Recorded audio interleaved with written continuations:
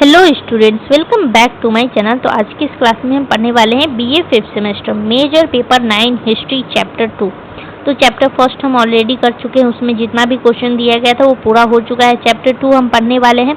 तो major paper 9 में आपका करीब 16 से 18 चैप्टर है। तो अभी हम चैप्टर 2 पढ़ रहे हैं, जो कि आपका मराठा किंगडम से रिलेटेड हम पढ़ने वाले हैं इसमें। तो चैप्टर 2 में आपको सबसे पहला सवाल पूछा गया है, throw light on the difficulties faced by Balaji Bajirao. Balaji Bajirao को किन कठिनाइयों का सामना करना पड़ा, इस पे प्रकाश डालना है। तो इसमें आपको लिखना है कि बालाजी बाजीराव यानी नाना साहब को पेशवा के रूप में कई गंभीर कठिनाइयों का सामना करना पड़ा। उनके शासनकाल में मराठा साम्राज्य की शक्ति तो बढ़ी, लेकिन आंतरिक कलह और बाहरी संकट भी बढ़ गए। सबसे बड़ी समस्या मराठा सरदारों के बीच आपसी संघर्ष था, जिससे प्रशासन कमजोर होता गया। इसके अलावा नादिर शाह के आक्रमण और अहमद शाह अब्दाली जैसे आक्रमणकारियों ने उत्तर भारत में अस्थिरता फैला दी और आर्थिक स्थिति भी कमजोर हो रही थी। सेना का अनुशासन बिगड़ रहा था। इन सभी समस्याओं के कारण बालाजी बाजीराव को अपने शासन को स्थिर बनाए रखना बहुत कठिन हो गया था। तो इसका क्या कहने का मतलब है? इसका कहने का मतलब है कि जब बालाजी बाजीराव पेशवा बने तब उन्हें बहुत सारी बड़ी बड़ी परेशानियों से जूझना पड़ा। उनका काम आसान नहीं था। उनके समय में मराठा राज्य मजबूत तो हुए, लेकिन अंदर आपसी झगड़े और बाहर से खतरे भी ज़्यादा बढ़ गए थे। तो सबसे बड़ी परेशानियां यह थी कि मराठा के बड़े बड़े जो नेता थे वो आपस में ही लड़ते रहते थे, जिससे सरकार ठीक से काम नहीं कर पा रही थी। तो इसके अलावा नादिर शाह और अहमद शाह अब्दाली जैसे बाहरी जो ये हमलावर थे, इन्होंने क्या किया कि उत्तर भारत में हमला करके वहाँ की स्थिति को खराब कर दिया और देश की पैसों की हालत यानी आर्थिक स्थिति खराब हो रही थी और सेना में भी नियम कायदे ठीक से नहीं चल रही थी। फिर क्या हुआ कि इन सभी समस्याओं की वजह से बालाजी बाजीराव के लिए राज्य को संभालना और स्थिर रखना बहुत ही ज़्यादा मुश्किल हो चुका था। आई होप आपको ये समझ में आ गया होगा। अगला सवाल पूछा गया आपसे, right A note on the objective of Bajirao. यहाँ पे लिखा गया है, आपको इसको रीड करना है। तो हम इसका मतलब समझाते हैं कि इसमें लिखना क्या है आपको। तो सुनिए ध्यान से कहानी। तो बाजीराव का सबसे बड़ा लक्ष्य था कि मराठा राज्य को बड़ा करना है और उसे पूरे भारत की सबसे ताकतवर शक्ति बनाना है। तो मुगल साम्राज्य उस टाइम में कमजोर हो रहा था, इसीलिए बाजीराव इस मौके का फायदा उठा करके क्या करते हैं कि मराठा की ताकत उत्तर भारत तक बढ़ाना चाहते थे। वे एक ऐसे स्वतंत्र राज्य बनाना चाहते थे जो भारतीयों का हो और मराठों का शासन दिल्ली तक पहुंचाना चाहते थे। उन्होंने क्या किया कि समझदारी से युद्ध की योजना बनाई और अपने तेज घोड़े वाली सेना से जल्दी जल्दी कई इलाकों पर कब्जा कर लिया। तो उनका मकसद था कि सिर्फ लड़ाई जीतना ही नहीं था उनका मकसद, बल्कि मराठा राज्य को आर्थिक और राजनीतिक दोनों तरह से मजबूत बनाना भी उनका लक्ष्य था। अब अगला सवाल है, describe the brief the work done by Balaji in the area of administration.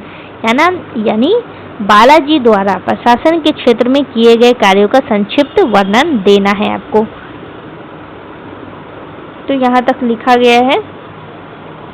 तो बालाजी बाजीराव ने शासन को बेहतर और मजबूत बनाने के लिए कई अच्छे अच्छे काम भी किए हैं। तो उन्होंने कर वसूलने का तरीका ठीक किया ताकि सरकार की कमाई बढ़ सके, और वो क्या करते हैं वो करते हैं कि सरकारी अधिकारियों के काम साफ साफ तय कर दिए ताकि वे सही तरीके से काम करें और अनुशासन बना रहे। तो उन्होंने अलग अलग क्षेत्रों में प्रशासन को मजबूत किया ताकि हर जगह वो ठीक से काम हो सके। लेकिन उनके समय में मराठा सरदारों की ताकत बढ़ने लगी, जिससे केंद्र की शक्ति कम होने लग गई थी। फिर भी उन्होंने स्थिति को संभालने के लिए कई जरूरी सुधार किए ताकि शासन ठीक से चलती रहे। अब अगला सवाल है, right in brief about the personality of Shivaji. Shivaji की व्यक्तित्व का संक्षिप्त वर्णन कीजिए। तो शिवाजी बहुत ही बहादुर सैनिक थे, अच्छे तरह से शासन चलाना जानते थे और भविष्य के बारे में सोच करके फैसला लेते थे। तो उनमें बहादुरी, समझदारी और लोगों को सही दिशा में ले जाने की क्षमता भी थी। वे किसी एक धर्म को नहीं मानते थे, बल्कि सभी धर्मों को बराबर मानते थे और सम्मान भी करते थे। तो उन्होंने अपने जीवन में नियमों का पालन किया, समझदारी से योजना बनाई और लोगों को एकजुट करके काम किया। तो वे जनता के भले को सबसे ऊपर रखते थे और एक ऐसा राज्य बनाना चाहते थे जो मजबूत और स्वतंत्र हो। तो उनका शासन सही और अच्छा था, जिससे लोग खुश थे और इसी कारण वे एक महान हीरो बन गए थे। अब लॉन्ग में क्वेश्चन पूछा गया है, throw light on the causes of the rise of Maratha power, यानी मराठा शक्ति के उदय के कारण पर प्रकाश डालना है आपको। तो यहाँ पे लिखा गया है, आपको एक एक करके रीड करना है। अब आपको कहानी सुनना है कि मराठा की उदय हुआ कैसे, मराठा शक्ति की उदय कैसे हुआ। तो मराठा के ताकतवर बनने के पीछे बहुत सारे कारण थे, जैसे कि राजनीतिक कारण, सामाजिक कारण और धर्म और भूगोल। ये सब क्या है, ये सब कारण हैं। मराठा के उदय होने के ये सब कारण हैं। तो सबसे बड़ा कारण भक्ति आंदोलन था, जिससे लोगों में एकता, बराबरी और आत्मविश्वास बढ़ा है। तो तुकाराम, नामदेव और एकनाथ जैसे संतों ने क्या किया कि संतों ने लोगों को जागरूक किया और सही सोच विकसित की। तो मुगल साम्राज्य कमजोर हो रहा था और औरंगजेब की सख्त नीतियों की वजह से मराठों को आगे बढ़ने का मौका मिला।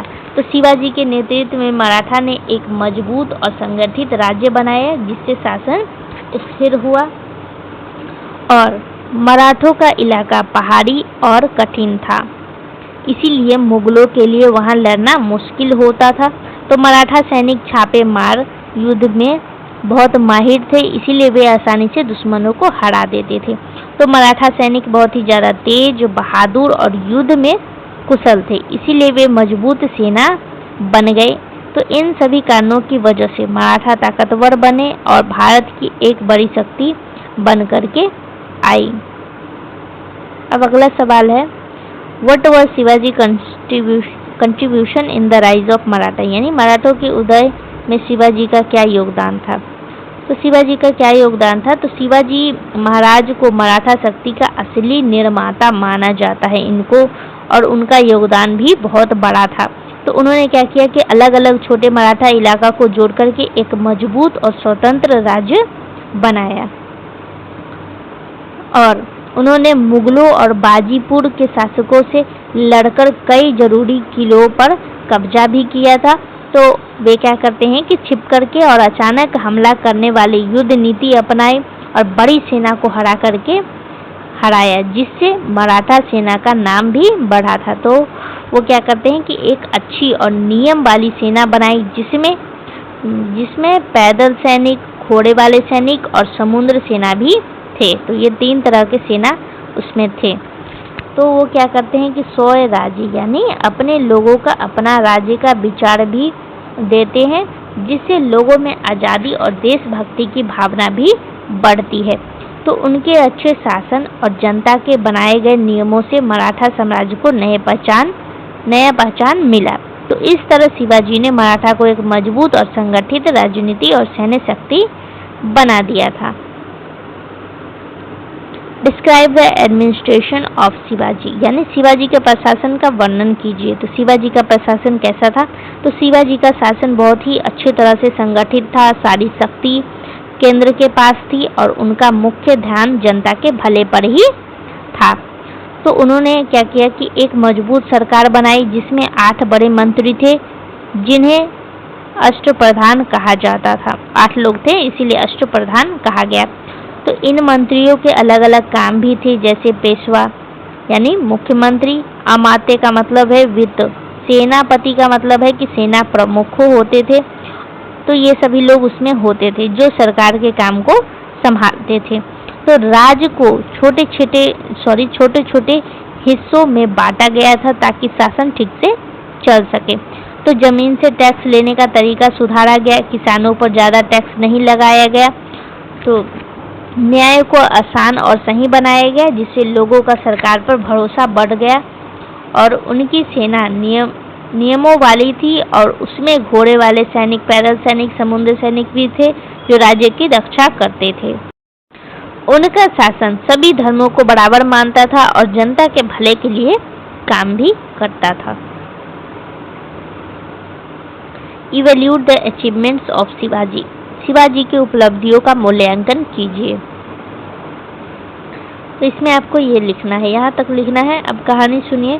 शिवाजी महाराज के काम और सफलता भारतीय इतिहास में बहुत ही ज़्यादा खास और बहुत ही ज़्यादा महत्वपूर्ण माना जाता था। तो वो क्या करते हैं कि अपना खुद का स्वतंत्र मराठा राज्य बनाए, जिससे मुगलों को बड़ी परेशानी होने लग गई थी। तो उनकी सबसे बड़ी सफलता ही यह था कि उन्होंने मराठों को एकजुट करके एक मजबूत राजनीतिक शक्ति बना दिया था। तो उन्होंने क्या किया कि छापामार युद्ध अपनाया, गुरिल्ला युद्ध, जिसको हम गुरिल्ला युद्ध बोलते हैं।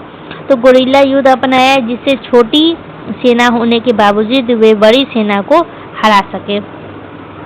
तो उन्होंने समुद्र सेना बनाई, जिससे समुद्र के रास्ते सुरक्षित हुए और व्यापार भी सुरक्षित रहा।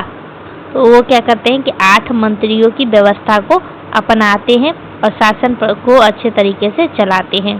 तो उन्होंने सभी धर्मों का सम्मान भी किया, न्याय किया, जिससे समाज में शांति और स्थिरता बनी रही। तो उनकी सफलता सिर्फ लड़ाई जीतने तक ही नहीं थी, बल्कि उन्होंने एक अच्छा आदर्श और राज्य बनाया, जिसे स्वराज्य कहा जाता है। अगला सवाल है, throw light on the achievement of Bajirao first, यानी बाजीराव प्रथम की उपलब्धियों पर प्रकाश डालिए। तो इसमें आपको यहाँ पे लिखा गया है, कहानी सुनना है आपको बस। बाजीराव प्रथम मराठा इतिहास के बहुत बड़े और महान पेशवा थे, यानी प्रधानमंत्री जैसा नेता थे ये। तो वो क्या करते हैं कि वो मराठा राज्य को सिर्फ एक छोटे क्षेत्र से निकालकर पूरे भारत में एक बड़ी ताकत बना दिए थे। तो जब मुगल साम्राज्य कमजोर हो गया था, तब उन्होंने उस मौके का फायदा उठाकर के उत्तर भारत में मराठों की ताकत बढ़ाई। तो उन्होंने मालवा, गुजरात और बुंदेलखंड जैसे इलाकों में जीत हासिल करके वहां मराठों का शासन स्थापित किया था। तो उनकी सबसे बड़ी सफलता उनकी युद्ध की योजना थी, जिसमें तेज घोड़े वाली सेना और बहुत तरीके के घोड़ा सैनिक शामिल थे। तो उन्होंने मराठों का प्रभाव दिल्ली तक फैलाने की कोशिश भी की और मुगलों को कई बार हराया। तो उनके नेतृत्व में मराठा राज्य बहुत ताकतवर बन गया और पूरे भारत की बड़ी शक्ति बन चुकी थी। तो उन्हें बहुत समझदार, योजना बनाने वाले और भविष्य सोचकर काम करने वाले नेता के रूप में जाना गया था। अब अगला सवाल है, right A short note on the work done by Balaji Bajirao. तो बालाजी बाजीराव द्वारा किए गए कार्यों को संक्षिप्त टिप्पणी लिखिए। इसमें आपको लिखना है, यहाँ पे दिया गया है। अब आपको कहानी सुनना है कि बालाजी बाजीराव यानी नाना साहेब मराठा राज्य के बहुत महत्वपूर्ण और बड़े पेशवा थे। तो उनके समय में मराठा राज्य बढ़ा भी, लेकिन अंदरूनी परेशानियों भी बढ़ चुकी थी उस टाइम में। तो उन्हें सरकार को ठीक से चलाने और टैक्स व्यवस्था सुधारने की कोशिश की, ताकि राज्य की कमाई बढ़ सके।